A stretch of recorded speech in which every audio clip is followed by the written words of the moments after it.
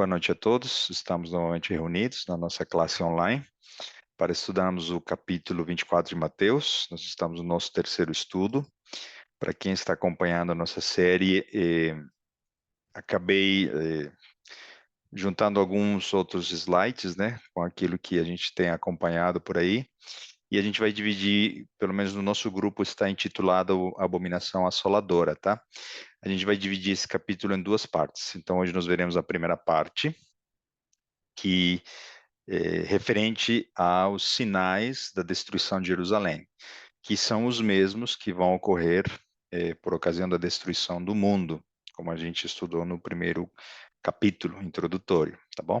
Então, na semana que vem, a gente vai estudar de fato o que seria a abominação assoladora ou a abominação desoladora, que é aquela que de fato vai promover a destruição de Jerusalém, tá bom?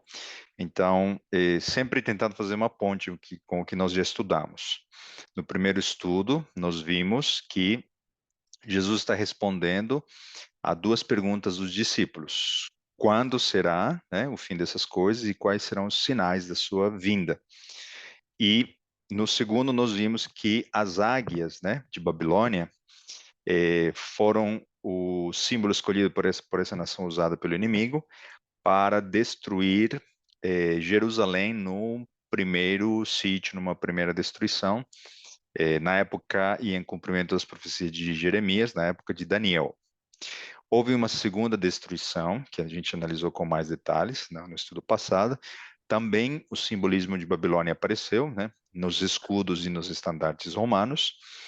E essa conexão das águias, né, a gente vai falar novamente, quando o mesmo poder romano, não mais na figura imperial e sim na figura papal, fizer aliança com outra nação que terá também águias no seu simbolismo, tá bom? Mas antes de a gente falar de tudo isso, ainda precisamos analisar a questão do passado, a questão histórica, ok? Houveram sinais antes da destruição de Jerusalém? Se sim, quais foram? Vamos analisar os textos bíblicos, inclusive está no livro de Atos, e como eles se conectam com a realidade que nós estamos vendo nos alguns meses, anos passados, atualmente e dias futuros, tá bom? Vocês vão ver como a gente já disse no primeiro estudo, né? Jesus descreveu vários cenários ao mesmo tempo. Uma primeira destruição no ano 70 e principalmente dando-nos luz a respeito dos sinais antes da sua segunda vinda. Ok? Então, feita essa conexão com os nossos estudos anteriores, como nós vamos abrir a palavra de Deus, vamos pedir a presença do Espírito Santo e a Flávia vai orar por nós. Oremos. Oremos. Querido bondoso Deus, queremos te agradecer, Senhor, pela oportunidade de estarmos aqui reunidos para estudar a sua palavra. Obrigada, Senhor, por nos trazer mais uma vez a esse encontro de segunda-feira para esta classe. Agradecemos, Senhor, que outros amigos têm estado conosco, têm aceitado o convite, Senhor, de aprender mais sobre ti. E queremos, ó Pai, no estudo desta noite, Senhor, aprender mais, estarmos alertas, preparados para os sinais da sua vinda, Senhor Deus. Não queremos ser pegos por lobos vorazes, ó Pai. Queremos estar com a sua palavra alertas. Não podemos ser surpreendidos, Senhor. E queremos que todos os a quem pudermos, Senhor, estejam também alertas, estejam conscientes, para que não sejam pegos de surpresa e não sejam enganados. Dá-nos, Senhor, o seu Espírito Santo nesta noite, Senhor, mais uma vez, para o estudo da sua palavra, que o Senhor ilumine ao Jorro e a todos nós, e que possamos, Senhor, espalhar todo esse conhecimento a quantos encontrar conosco durante a semana e os outros dias, e as pessoas que assistirem também, ó Pai. Dá-nos a sua bênção, te rogamos em nome de Jesus. Amém. Amém. Obrigado, Flávia. Muito bem. Então, esse slide aqui é alusivo justamente a duas destruições, né? Não é algo assim que a gente tenha que ficar meditando muito, né? Mas há uma conexão entre a cidade de Jerusalém antiga e muitas cidades que futuramente sim serão atingidas pela destruição, né? Então vamos falar desses sinais. Então, é, a gente vai usar o texto de Mateus 24, ok? Já coloco aqui na tela. Mateus 24, 4 a 8. A Bíblia diz assim: E ele, e ele lhes respondeu: Vede que ninguém vos engane, porque virão muitos em meu nome, dizendo: Eu sou o Cristo, e enganarão muitos. E certamente ouvireis falar de guerras e rumores de guerras. Vede, não vos assusteis, porque é necessário assim acontecer, mas ainda não é o fim. Porquanto se levantará nação contra nação, reino contra reino, e haverá fomes e terremotos em vários lugares. Porém, tudo isso é princípio de dores. Então, são muitos sinais aqui que estão sendo citados, né? A gente poderia falar tanto a respeito disso, mas a gente vai passo a passo percorrer esses sinais, descrevendo a confirmação bíblica histórica desses sinais que foram visíveis para aqueles que ouviram a voz de Cristo por ocasião do abandono da cidade de Jerusalém antes da sua destruição. Ok? O primeiro dos sinais é pessoas vindo em nome de Cristo. Como a gente comentou, né? Essas pessoas que virão em nome de Jesus não serão ateus, não serão descrentes, serão cristãos, ditos seguidores de Cristo, e em nome dele tentarão fazer milagres, trazendo filosofias, desvio da verdade para apanhar seguidores, dinheiro, fama e qualquer outra motivação equivocada, tá bom? Então, apenas para a gente citar alguns nomes, né? Nós temos Teudas e Judas o Galileu, Simão o Mago, como a gente vai ver aqui no próximo texto, tá? Perdão, aqui tem um complemento, né? Levantar-se-ão muitos falsos profetas e enganarão muitos. Então, também está profetizado que muitos serão enganados, como a gente ouviu na oração da Flávia, né? A palavra de Deus e o Espírito Santo são escudo e proteção para nós não cairmos no engano. O fato da gente ter esse desejo de conhecer o futuro, né? Por uma motivação correta, estarmos preparados, não nos blinda de qualquer sutileza do engano. Apenas a palavra de Deus, como nosso firme fundamento, é suficiente, né, junto com o Espírito Santo, obviamente, para não cairmos no engano, tá bom? Então, aqui eu estou citando no próximo texto, justamente os nomes desses falsos profetas, tá? Pelo tempo, a gente só vai citar de que está em Atos. Aqui nós vemos Teudas, que se levantou, e outro que se levantou também era Judas o Galileu. Então, ainda nos dias, né, posterior ao apedrejamento de Estevão, na época da Igreja Apostólica surgindo, já haviam homens supostos seguidores de Cristo ou fazendo-se passar por Cristo. Um outro nome citado em Atos, né? Ora, havia certo homem chamado Simão, o mago, que ali praticava mágica e iludindo o povo de Samaria, insinuando ser ele grande vulto, ao qual todos davam ouvidos do menor ao maior, dizendo: Este homem é o poder de Deus, chamado o grande poder. Quem concedia esse poder?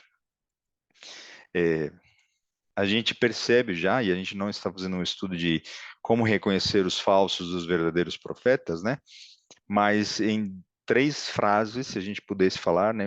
Pelos frutos deveremos conhecer, né? Um seguidor de Cristo deverá imitar a Cristo no caráter, mansidão, trato, preocupação com as pessoas e nunca querer para si luxo, riquezas ou poder e fama, né?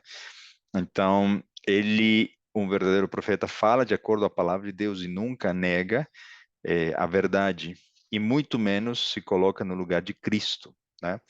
Um outro personagem que apareceu, havendo atravessado toda a ilha de Pafos, até Pafos, encontraram um certo judeu mágico, falso profeta, de nome Bar Jesus, ou seja, até no próprio nome ele já tinha a prerrogativa de imitar o nome de Jesus.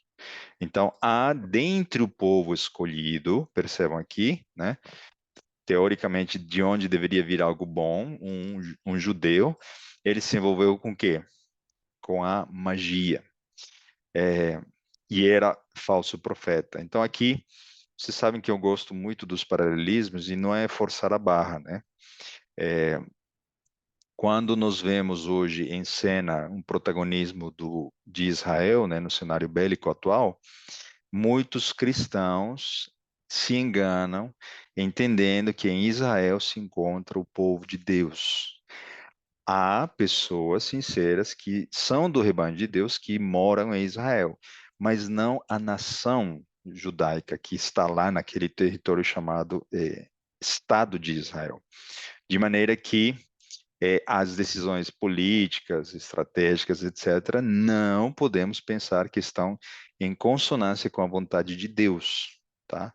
Então, às vezes a gente já imagina, né? É óbvio que eles têm inteligência, têm riqueza, são abençoados em certo grau, porém eles são uma herança já desconectada com um povo escolhido por Deus. O povo escolhido por Deus hoje se encontra espalhado no mundo inteiro, tá? Então, e nós vamos falar isso quando falarmos em guerras, né? Há uma intencionalidade clara de promover esses conflitos entre dois bandos. E o fato de um bando ser representado hoje no cenário atual por Israel não significa que nós, cristãos, devemos apoiar esse lado, ok?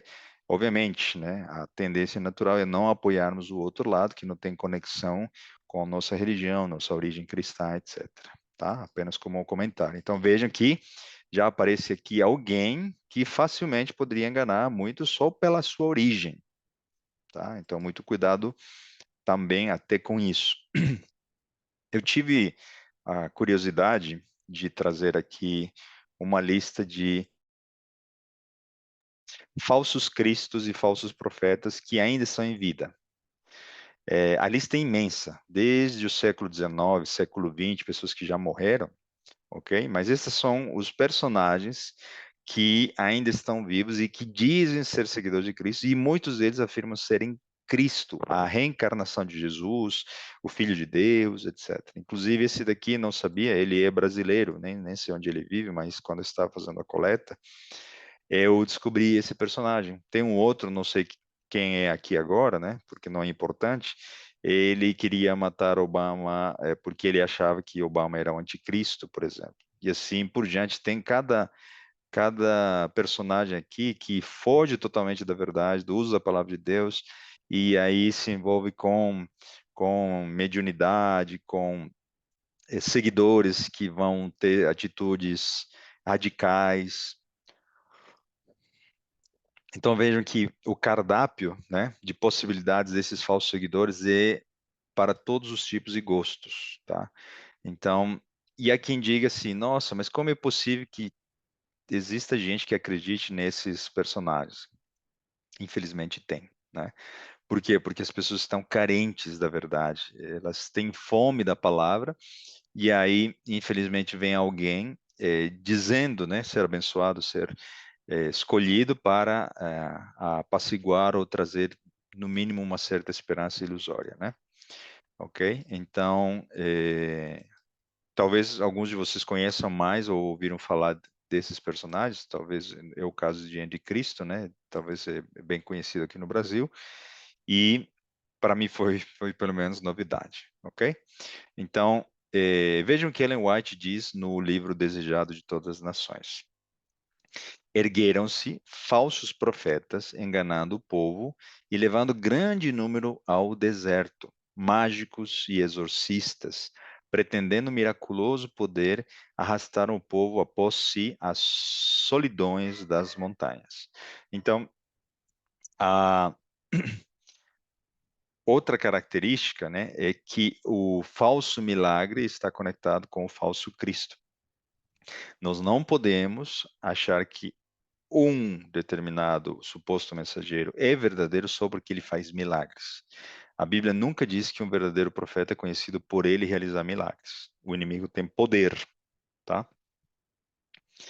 Nos últimos dias isso também vai se intensificar, ok? Uma outra questão muito importante estou me lembrando agora, é que, como o contexto era destruição de Jerusalém, a maioria desses falsos cristos daquela época, né, que a gente mostrou no texto, eles visavam lucro, economia para eles, né, ou repartir os ganhos de dividendos com alguns patronos das cidades onde eles moravam, e eles apregoavam paz e segurança, ok? Algo oposto que deveria ser dito, porque a destruição de Jerusalém era iminente. Então, o falso Cristo fala de acordo com o que está no coração dele e nunca fala de acordo com o que Deus quer, porque ele não recebe essa mensagem de Deus. O verdadeiro profeta, ele vai apontar a verdade, porque é mensagem de Deus, e ela não sempre trará uma mensagem de conforto, paz e segurança. Ok? Assim como no passado os profetas foram rejeitados porque falavam para os reis, né, o que Deus apontava para eles, eles rejeitaram esses profetas porque eles não falavam de acordo com o que eles queriam ouvir. Tá?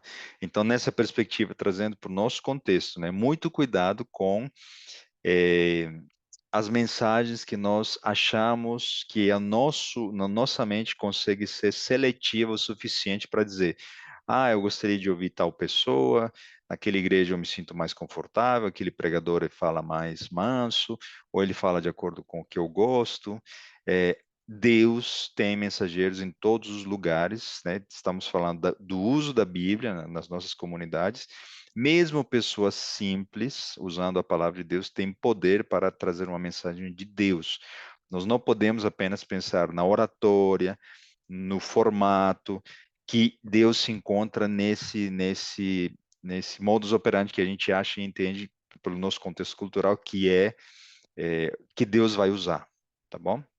Então, muito cuidado também com essa questão que às vezes, naturalmente, né, em nós aparece quando nós ouvimos alguém que aos nossos olhos não está trazendo a palavra, quando na verdade está trazendo, tá? Então, vamos adiante. A fim de estabelecer mais firmemente seu poder, líderes espirituais judaicos subornaram profetas falsos. Olha, isso aqui é muito triste, né? A nação que já apedrejou Estevão, matou Jesus, eles pagaram dinheiro para desvirtuar a igreja apostólica que estava em formação e crescimento, para proclamar, mesmo enquanto as legiões romanas estavam sitiando o templo, que o povo deveria aguardar o livramento de Deus. Olha a manipulação. Isso é fake news ou não? Por trás da fake news, esse contexto histórico está nos dizendo de que há uma intencionalidade? Porque hoje em dia nós temos fake news de pessoas que querem apenas ganhar links e milhões de reais, né? Mas aqui estamos vendo que há alguém que planeja a mentira e a divulga como se fosse verdade, e ainda com roupagem de, de religião, ok? E afinal, as multidões apegaram-se firmemente à crença de que o Altíssimo interviria para a derrota dos seus adversários. Ou seja, usaram o nome de Deus, Deus vai intervir, Deus vai salvar, Deus vai libertar. Engano puro, porque isso ia contra a profecia de Jesus, ninguém estava interessado em estudar a profecia de Cristo, e a gente vê um paralelismo com os nossos dias também, né? É, quantas pessoas seguem influencers ou supostos pregadores de plantão que gostam, inclusive, de falar de sinais do fim, porém aproveitam cada sinal que vem por aí para poder divulgar um conteúdo que visa apenas, talvez, apenas o dinheiro, tá? Então, muito cuidado, porque a internet tem essa dupla função. Nós estamos usando a internet, estamos divulgando no nosso canal, mas a gente tenta colocar o mínimo da nossa participação e sim mostrar mais a Bíblia, né, e a inspiração do Espírito de profecia. Vamos adiante.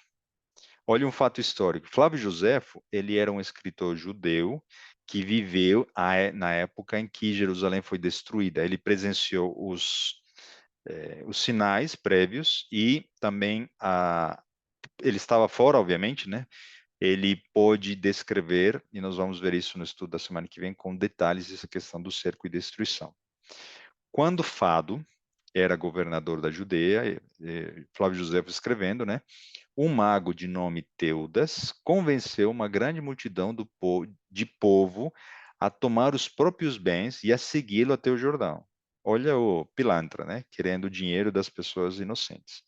Dizendo que era profeta e que deteria com uma única palavra o curso do rio e os faria passar em pé enxuto. Ele interrompendo o curso das águas do Jordão, né? Imaginem.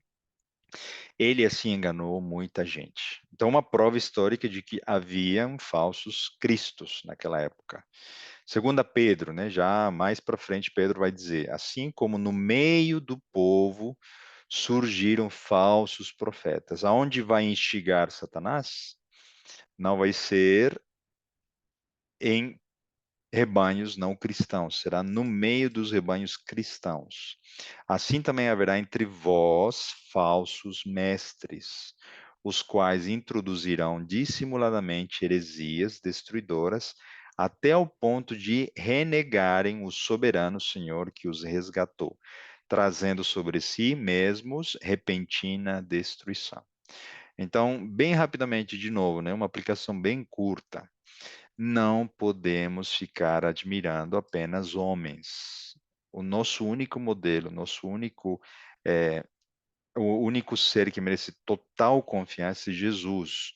Quantos oradores que, por algum motivo X, falhas, pecados, ou até falsas acusações, por justificativas justas e injustas, hoje não estão mais na nossa influência porque passaram por algum problema ou situação. E quanta decepção causaram esses oradores ao influenciar positivamente num determinado momento os ouvintes, mas depois o legado foi devastador, né? Porque as pessoas falam, se fulano fez aquilo, então como eu poderia me tornar membro daquela igreja, né? Isso é um absurdo. Então vamos sempre lembrar, é Cristo e apenas Cristo. Não é o canal do Johan, do Rodrigo Silva, não é dos outros pastores que estão por aí, né, divulgando. Não, é a palavra de Deus e o dono da palavra de Deus, que é Cristo, né? Para a gente identificar o que de fato é verdade. Amados, não deis crédito a qualquer espírito, antes provai os espíritos se procedem de Deus, porque muitos falsos profetas têm saído pelo mundo afora. Então, algo muito comum também é que já existe, a gente pode se lembrar de um chamado anticristo, né? Novamente, João vai dizer assim, filhinhos, já é a última hora. E como ouvistes que vem o anticristo, também agora muitos anticristos têm surgido pelo que conhecemos que é a última hora. Então, o termo anti, né, no grego, é alguém que se coloca no lugar de Cristo, não necessariamente que é alguém que está contra. Obviamente, na sutileza do engano, da contrafação, alguém que se coloca no lugar de Cristo, ele está indo contra Cristo, tá bom? Novamente aqui um texto histórico de Flávio Josefo. Vejam, enquanto os ladrões enchiam Jerusalém de crimes, os magos, por seu lado, enganavam o povo e levavam ao deserto, prometendo-lhe mostrar milagres e prodígios. Quantas pessoas vão hoje atrás de milagres, de bênção e de tantas coisas passageiras, né? Os que causaram não eram como os primeiros assassinos que derramavam sangue humano, mas ímpios e perturbadores da tranquilidade pública, que enganando o povo com o falso pretexto de religião, levavam-no ao deserto, com a promessa de que Deus faria ver, por meio de sinais extraordinários, que os queria libertar da escravidão. Percebam que Satanás sempre vai utilizar uma falsa motivação e um suposto acionar de Deus nos seus desígnios, inclusive para levar a muitos ao engano. Os negócios na Judeia iam cada vez de mal em pior. Um pouco parecido com a nossa economia, que está por um fio, também existe esse paralelismo, né? Estava cheia de ladrões e de magos. O que dizer hoje, né? Que enganavam o povo e não se passava um dia sem que Félix não fizesse castigar alguém. De tanto engano havia tudo isso, ok? É, o que diz Ellen White, complementando sempre o que estamos vendo aqui, né? Muitos falsos messias apareceriam pretendendo operar milagres. Ocorreu no passado, vai se intensificar no futuro, tá? E dizendo chegado o tempo do livramento da nação judaica. Já ouviram falar disso? De que muitos evangélicos, muitos cristãos, inclusive nos Estados Unidos, acreditam que será reerguido o templo em Jerusalém e o Messias judeu, o que os israelitas esperam, chegará lá, né, em Jerusalém, e esse templo será derrubado, e ele vai derrotar todos os muçulmanos e numa guerra santa, enfim, tudo misturado, né? Mas de novo, de maneira clara, uma suposta esperança de livramento da nação judaica. E muitos ditos cristãos, por tabela, estão caindo nesse engano, né? Apocalipse não indica, não sinaliza por esse caminho, tá? Jerusalém não é geograficamente a capital no Apocalipse, né, do Estado de Israel. É um povo que se encontra no mundo todo. Esses desviariam a muitos. As palavras de Cristo cumpriram-se. Entre sua morte e o cerco de Jerusalém, apareceram muitos Messias. Jesus predisse e isso ocorreu, tá? Vamos passar para um próximo sinal. Mateus 24, 11 e 12. Levantar-se-ão muitos falsos profetas e enganarão a muitos. E aí, na sequência, né, o que está escrito? E por se multiplicar a iniquidade, o amor se esfriará de quase todos. O que leva ao esfriamento do amor? A iniquidade. E o que é iniquidade, se não é o pecado? Então percebam, né? Se o pecado está tão frequente nos nossos dias, como esteve naquela época, né? O que está ocorrendo hoje com as pessoas? Estão calejadas, elas estão decepcionadas com a humanidade, com Deus, né? Por que essa realidade é tão dura se Deus existe? Então, tudo isso também é cumprimento de que o fim está próximo, tá? Então, vejamos o próximo texto. Mateus 7, 21 a 23. Nem todo que me diz Senhor, Senhor. Isso está conectado com o falso profeta e com essa questão de alguém que faz as coisas não pela motivação de amar a Cristo, né? Entrará no reino dos céus, mas aquele que faz a vontade de meu Pai. E onde está refletida a vontade do Pai? Na lei. Porque a lei é o que define o que é pecado. E se o amor de muitos se esfriará por causa do pecado, da iniquidade, é porque existe uma transgressão da lei. Então percebam, eh, Jesus é muito claro, né? Quando ele diz: "Se me amais, guardareis os meus mandamentos". E no final dos dias ele vai ser totalmente coerente com essas suas mensagens. Não basta falar, né? Senhor, Senhor. Que faz a vontade de meu Pai, que está nos céus, muitos me dirão naquele dia: Senhor, Senhor, não profetizamos em teu nome não expulsamos demônios, e em teu nome não fizemos muitas maravilhas. E então lhes direi abertamente: Nunca vos conheci. Apartai-vos de mim, vós que praticais a iniquidade. Coisa mais triste que uma pessoa poderá ouvir, né, no final dos dias será: Não te conheço. E acho que isso não é só para os falsos profetas, né? É também para nós. De nada serve a gente conhecer profecias, dominar os diagramas proféticos, sabermos os sinais dos tempos do fim, se nós não temos um relacionamento com Cristo, né? Então, o que nós também pretendemos é que você seja motivado a ter um relacionamento diário com Cristo, para que você conheça quem é seu Salvador e ele te conheça, de maneira que quando ele fale, você consiga ouvir a sua voz. Vamos para o próximo sinal: guerras e rumores de guerras, tá? É, a história mostra de que havia uma suposta paz temporária sob o domínio romano. Porém, vários conflitos ocorreram na época de Nero, tá? Nero, ele enviou Vespasiano para poder destruir a Palestina e deixar um espaço aberto para o controle romano ainda continuar. Tácito, ele era um historiador romano, ele escreveu o seguinte: a história que comecei a descrever foi um período cheio de desastres, terrível em batalhas e dilacerado por conflitos civis. Foi um período horrível, mesmo em paz. 4 imperadores pereceram pela espada. Houve 3 guerras civis, mais guerras externas, e muitas vezes ambas ao mesmo tempo. O que está sendo dito aqui?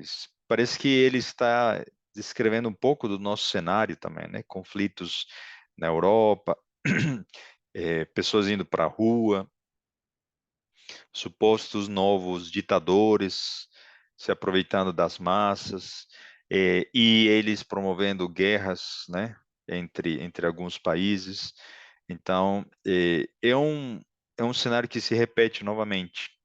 Segundo Flávio Joséfo, Vespasiano, quando ele estava se dirigindo para Jerusalém, ele ele provocou um primeiro sítio e depois houve um segundo, tá? Isso nós vamos ver mais detalhes. Mas o que eu estou querendo trazer aqui como mensagem é que não foi apenas o cerco de Jerusalém visível para os que se salvaram ao saírem depois do primeiro cerco. Foi muito visível todo o contexto, ok? Todo o contexto foi visível para que todos entendessem algo vai ocorrer, alguma destruição está a caminho, algo está muito latente.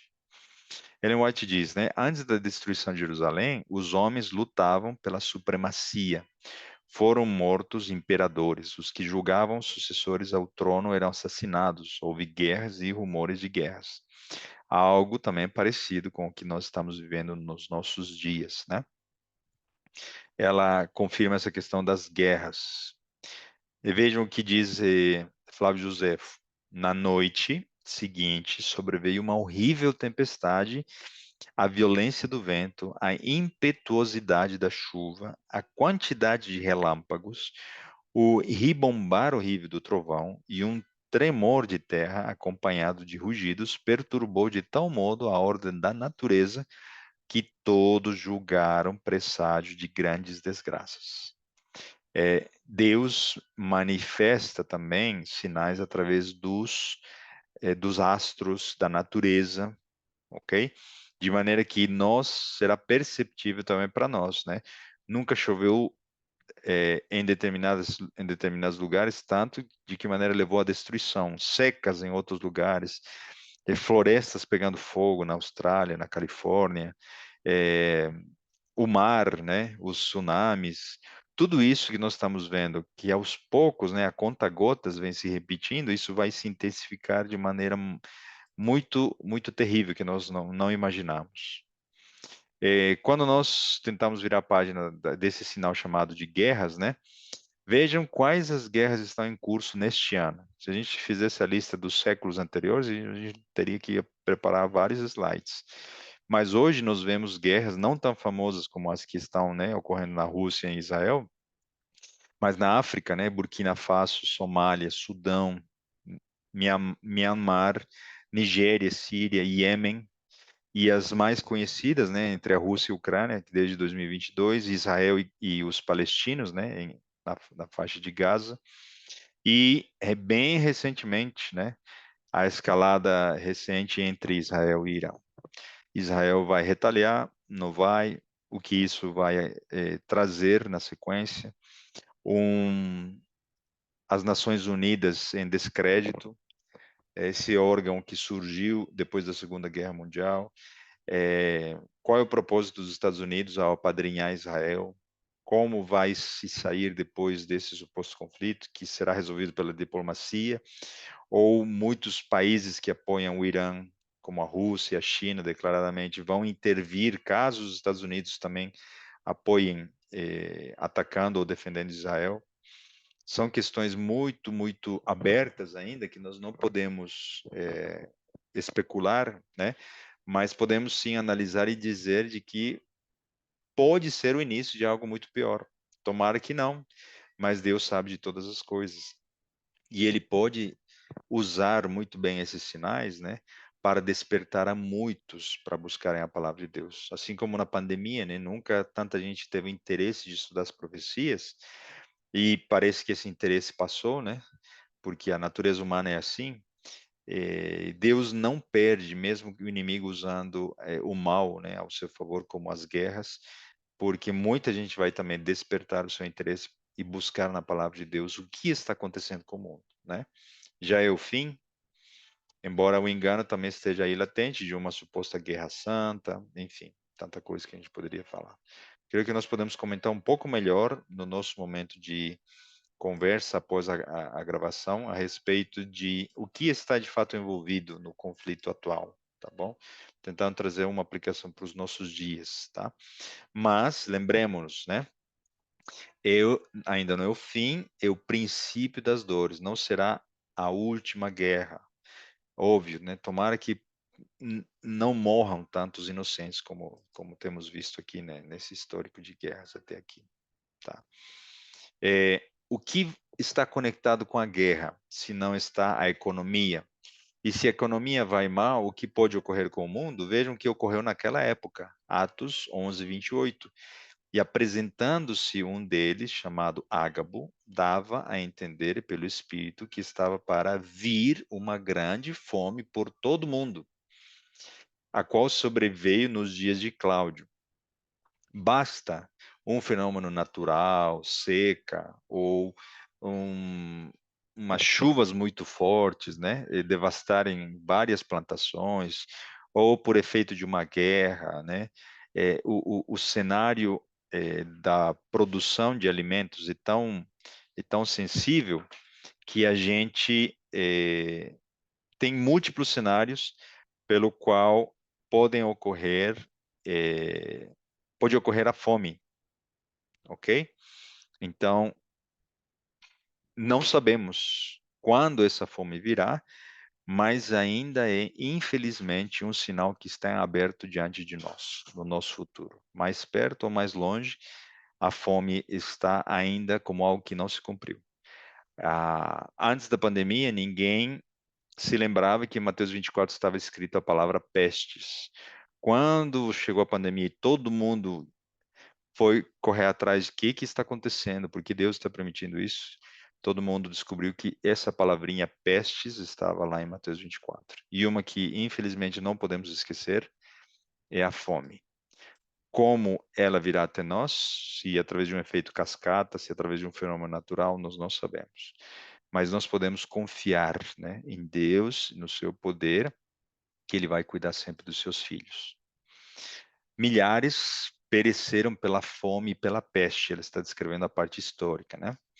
A afeição natural parecia ter desaparecido. Maridos roubavam da sua esposa e as esposas do seu marido, né? Parece que está descrevendo muita coisa que ocorre nos nossos dias também. Viam-se filhos arrebatar o alimento da boca de seus pais idosos. A pergunta do profeta: pode uma mulher esquecer-se tanto de seu filho que cria? Isaías 49:15, né? Recebeu dentro dos muros da cidade, condenada, está falando de Jerusalém, né? A resposta. As mãos das mulheres piedosas cozeram os próprios filhos, serviram-lhes de alimento na destruição da filha de meu povo. Terríveis cenas de pessoas em desespero por causa da fome, ok? Tácito, né, esse historiador romano, ele tem um livro histórico onde ele menciona nos seus anais que houve fome em vários lugares. E ele também menciona essa questão dos terremotos em outras regiões da Creta, da Grécia, da Roma, etc. Tá? É, vamos adiante. Ele diz assim: as casas foram esmagadas por repetidos terremotos, e à medida que o terror se espalhou, os fracos foram mortos, pisoteados por aqueles que fugiram em pânico. E ocorreram terremotos em outros lugares, em vários lugares. Aviso da destruição de Jerusalém. Talvez nenhum período da história tenha sido tão impactado por essas convulsões, né, terremotos, como a que se passou entre a crucificação e a destruição de Jerusalém. É um comentário desse historiador, Ellicott, tá? E aqui eu trago novamente uma lista atualizada dos terremotos, aqui está equivocado, perdão, no século 21, ou seja, muito recente, de 2001 para cá, né? Sudeste Asiático, 230 mil mortos. No Haiti, 200 mil. Na China, 87 mil. Paquistão, 75 mil. No Irã, na Turquia, na Índia, no Japão, Nepal. Então, estamos vendo como dores de parto, né, como a natureza vem intensificando na frequência, estão cada vez mais frequentes e cada vez mais intensos. Isso não é e não está passando desapercebido de cristãos e não cristãos, tá? Também existem ocorrências, como a gente mencionou, né, de terremotos que não haviam registros de lugares onde tivessem ocorrido antes. Por exemplo, na Amazônia ocorreu há 3 semanas, se não me engano, um terremoto maior de todos já registrado na história do Brasil. Um terremoto em Nova York, algumas semanas atrás também. Tá? Então, essas coisas indicavam claramente que algum tipo de destruição estava se aproximando dos homens quando o sistema do mundo caiu nessa desordem e qualquer um poderia supor que essas maravilhas, eles prenunciavam grandes calamidades que estavam por vir. O que ele falou, né, nesse livro, parece que cabe exatamente no que a gente está comentando aqui agora. Tudo isso que está acontecendo não é a natureza, não é o evolucionismo, não é o acaso, não.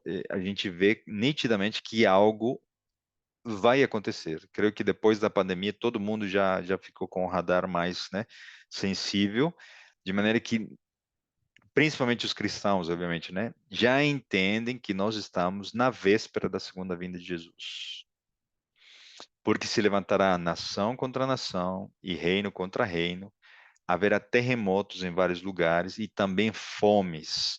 Em outras traduções, né, em lugar de fomes aparecem revoltas ou movimentos sociais, alvoroços, tá, como sinônimos. Estas coisas são o princípio de dores. Esses alvoroços são, se a gente pudesse falar, né, seriam desordens sociais devido a questões de emprego, de salário, de condições difíceis e da fome, né? É, condições terríveis devido à guerra, né? Imigrantes, milhões de imigrantes sendo deslocados, saindo do seu país, das suas casas e tantas questões conectadas, tá? E também alvoroços, não necessariamente causados pela fome ou pela necessidade, muitas das vezes causados por supostos revolucionários, supostos salvadores da pátria, que levam essas massas para as ruas para supostamente se manifestar contra alguém ou apoiando alguém, tá? Isso também fará parte cada vez mais intensa do nosso dia a dia. Na família e na sociedade, entre as mais altas como entre as mais baixas classes, havia suspeita, inveja, ódio, contenda, rebelião, assassínio. Não havia segurança em parte alguma. Está descrevendo nossos dias? Está falando dos dois, né? Dos dois momentos. Amigos e parentes traíam-se mutuamente, pais matavam os filhos e filhos matavam os pais. Terrível. Satanás suscitou as mais violentas e vis paixões da alma. Os homens não raciocinavam, achavam-se fora da razão, dirigidos pelo impulso e cega raiva. tornaram-se satânicos em sua crueldade, na família e na sociedade, entre as mais altas como entre as mais baixas classes. Havia suspeita, inveja, ódio, aqui está conectado com o texto anterior, né? Não havia segurança em alguma parte. Tudo isso está escrito no grande conflito, ok? Então, sereis atribulados e vos matarão. Sereis odiados de todas as nações por causa do meu nome. Creio que aqui a gente vai poder conversar um pouco mais depois da gravação, mas aí eu vou resumir aqui como que os sinais anteriores se conectam com este. Se a fome vai trazer indignação, com toda razão, né? Ou se um suposto revolucionário, ou se um suposto regime ou tendência política é e diante de uma crise iminente, que pode ser pela guerra, por um fenômeno natural ou pela economia, a sociedade vai clamar por uma solução. E a solução, quando ela vir, né, da maneira que nós estudamos em Apocalipse, ela vai resolver pela lei, vai impor uma lei. Vamos todos pensar em Deus, vamos todos nos lembrar de Deus, precisamos retornar aos bons costumes, à família. Deus está nos castigando, então vamos, como nação, erguer as mãos para cima e orarmos todos juntos a Deus. Tudo isso será bom até, né, na superfície, mas o engano, como é sutil, ele vai vir disfarçado de quê? De uma falsa adoração. Essa busca, né, pela motivação errada, desespero, não é pela motivação de agradecimento em retribuição ao amor de Cristo, ela vai gerar o quê? Uma comoção social, de maneira que apenas as leis vão poder apaciguar toda essa revolta. E quando as leis forem impostas, haverá um grupo de pessoas que não estará de acordo com essas leis, e então nós seremos o quê? Atribulados, perseguidos, seremos odiados de todas as nações. Será muito visível.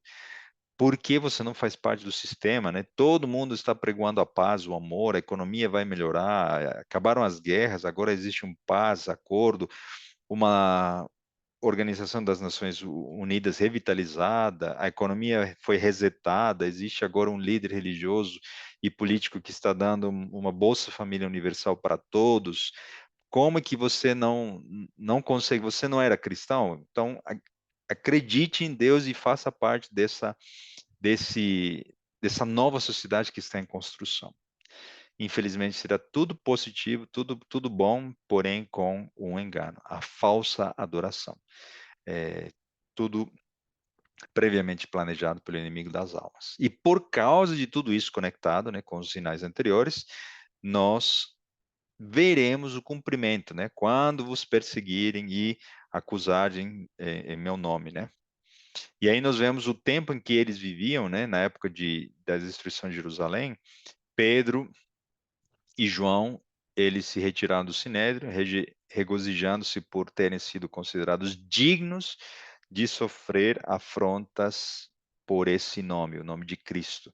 Se Cristo disse, né, bem-aventurados sois quando vos perseguirem, Pedro e João viveram a alegria de cumprir na vida deles a perseguição. E eles se alegraram, porque eles falaram assim: se meu mestre foi perseguido, zombado, açoitado, etc., quem sou eu para não sofrer em escala menor tudo que meu mestre passou? Então, eles tiveram a alegria, né, de ver o cumprimento disso.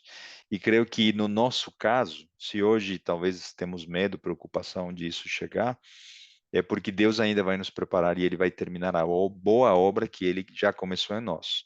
E quando isso acontecer, né, como Paulo e Silas, a gente estará cantando, né, nas prisões. A gente poderá louvar a Deus e isso será testemunho para muitos ainda se entregarem a Cristo. Então, por isso que nesse tempo já da perseguição e tudo mais, o povo de Deus estará selado. Já haverá o quê? A pregação do evangelho com muita intensidade. Um dos sinais que também a gente tá aqui em Mateus, tem registrado em Mateus 24, né? Então eles foram perseguidos, eles foram traídos pelos seus próprios familiares, né? Os da própria casa acusaram eles de serem causadores do mal. Um irmão entregará à morte outro irmão, e o pai ao filho. Filhos haverá de que se levantarão contra os progenitores e os matarão. Olha, né, as cenas terríveis também. E tem mais textos que confirmam essa questão. Nesse tempo, muitos hão de se escandalizar.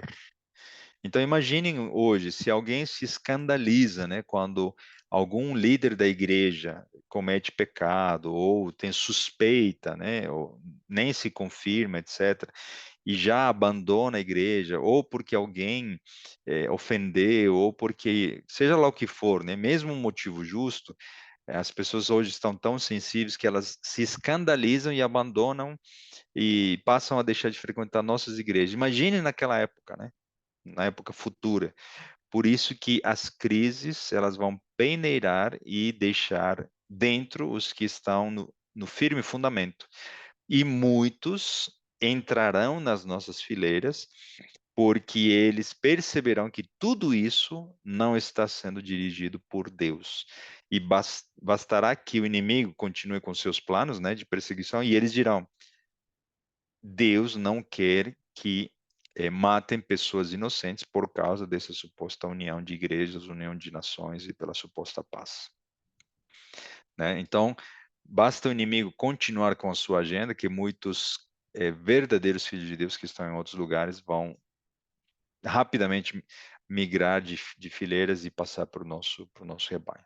Então, essa perseguição, a fome, as crises vão trazer o quê? Sacudidura, tá bom? E aí já é momentos prévios, quando o anjo de Deus virá para separar o joio e o trigo, né? Não é uma ação humana, é uma ação divina, e ali o trigo será para gerar fruto, né? A pregação do evangelho com grande intensidade no momento de forte clamor, tá? Então, é outro dos sinais. E não vamos também, obviamente, antecipar sinais que ainda não chegaram. Nós não podemos já escandalizar e achar que já estamos no fim do fim e que o que está ocorrendo localmente numa determinada cidade, numa determinada igreja, também é algo com implicações globais. Também não é assim, tá? Então precisamos estar muito atentos com tudo isso. E Saulo, a maneira de exemplo, né? Quem era Saulo? Essa questão profética, né? Olhando para a história. Se Saulo era perseguidor, ele se tornará o quê? Perseguido. Muitos passarão para as nossas fileiras e se agradarão de ser perseguidos, porque entenderão que aqui está o povo remanescente, né? E Saulo consentia na sua morte. Naquele dia levantou-se grande perseguição contra a igreja em Jerusalém. E todos, exceto os apóstolos foram dispersos pelas regiões da Judeia e da Samaria. Deus nunca perde. Isso é incrível, né? Quem ganhou com a perseguição? O inimigo ou Deus? Aparentemente, a olho humano, o inimigo, mas no final das contas, quem ganhou foi Deus. Por quê? Porque os cristãos, ao se espalharem, a mensagem chegou para mais pessoas e muitos gentios se converteram. Então, não podemos nos enganar de que com os terremotos, com as crises, as guerras, o inimigo está vencendo. Deus está no controle da história e isso vai fazer com que muitas pessoas aceitem a Cristo, né? Quando buscarem com sinceridade. E apedrejaram Estevão, que invocava e dizia: Senhor Jesus, né? Recebe meu espírito. Então, antes da segunda vinda de Jesus, alguns dos nossos queridos descansarão no Senhor. Porém, isso é profético, né? A gente estudou em Apocalipse, de que depois do selamento, depois de que o destino já está decidido do povo de Deus que foi selado antes, né? Não haverá morte dessas pessoas que estão seladas. Deus vai proteger a sua vida do derramamento das pragas. As pragas são enviadas para os ímpios, assim como no Egito, o povo de Deus foi liberto das pragas, da mesma maneira será no futuro, tá? Porém, no passado nós vimos mártires sendo mortos, tá? Pedro foi crucificado de cabeça para baixo, Felipe e todos os demais, Estevão foi apedrejado, etc. Tá? Então, no nosso caso, haverão sim alguns mártires, nós não sabemos, não podemos especular a respeito, mas a promessa é de que após o selamento não haverá morte dos filhos de Deus. o encontro, né, de Jesus com Saulo. Saulo, Saulo, por que me persegues? Quantos muçulmanos, chineses, por que não dizer russos, norcoreanos, que vão receber um sonho, uma visão, e apenas uma pergunta, né? Por que me persegues? Ou por que não me segues? Eu não sei como Deus vai atuar no final dos dias, vai trazer milhares e milhares de pessoas aos pés de Cristo. Tenho-vos dito estas coisas para que não vos escandalizeis. Eles vos expulsarão das sinagogas, mas vem a hora em que todo o que vos matar julgará com isso tributar culto a Deus. O que vai acontecer com o anticristo, aquele que tomará o lugar de Cristo? Ele vai, em nome de Deus, em nome da paz mundial, em nome da cristandade, vai dizer que está usando Deus, né, no seu estandarte, para matar. Olha a contradição, né?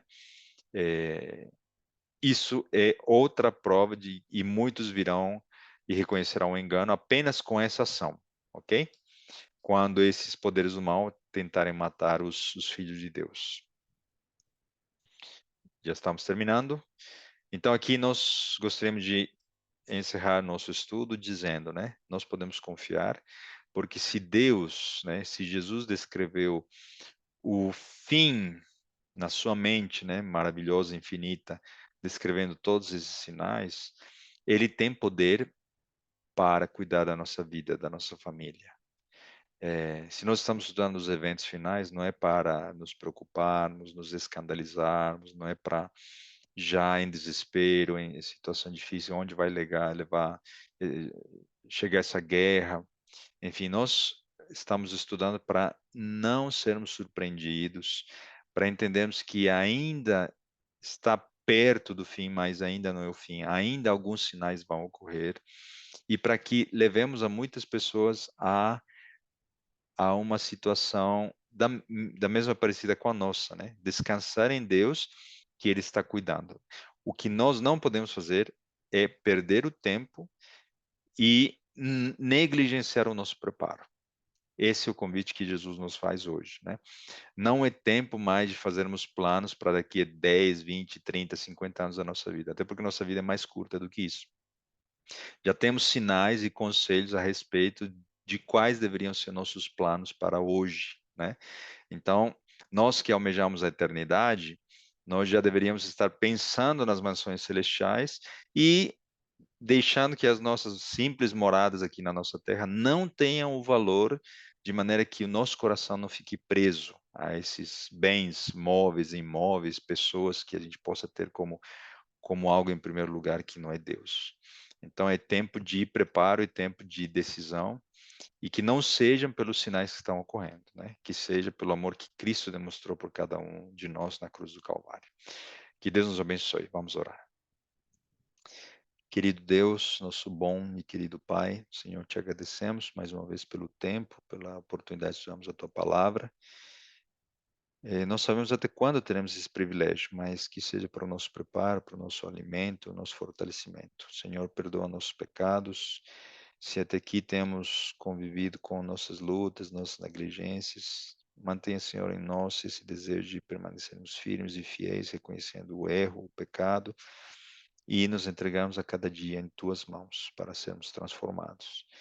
Que ao olharmos para os sinais, os eventos atuais, possamos não cair no engano de escolhermos um bando, de definirmos uma posição, de especularmos a respeito disso, mas possamos, em oração, ouvir a tua voz para cuidarmos da nossa família, do nosso preparo, da nossa igreja, pela qual somos responsáveis também, para que eles recebam as bênçãos das palavras proféticas.